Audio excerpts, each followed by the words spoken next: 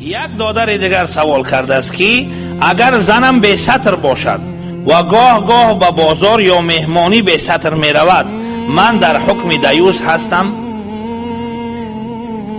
رسول خدا صلی الله علیه و سلم فرمودند که الله رب العالمین برای دیوس داخل شدن جنت را حرام گردانیده است. دیوس چی کسی است؟ فقها می فرمایند که دیوس کسی هست که می داند که زنش با مردمی اجنبی و بیگانه معامله و رفتار و حتی همنشینی دارد، اما بر این چیز راضی هست. این انسان را دیوس میگویند. ترجمه اون در فارسی بغیرت، کسی که ناموس و غیرت نداشته باشد. حتی فقها میفرمایند که این تنها در زن نیست، در دخترها هم همین است، در خواهرها هم همین است. اما اگر انسان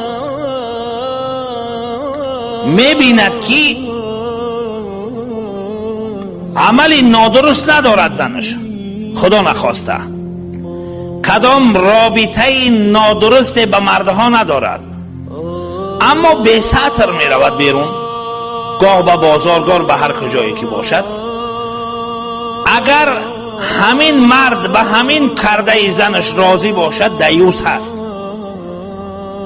اگر راضی نباشد، اون را تأکید کرده باشد که به حجاب از خانه بیرون نبرو، اما اون زن سرکش هست، بدعمل نیست، فاسقه نیست، فاجره نیست، لیکن اون چنانه که درباره حجاب جمعه گذشته گفتیم، غیر چهره، این هم در زنهای کلانسال، غیر کف دست و پا، دیگر تمام اعضای بدن باید پوشیدگی باشد.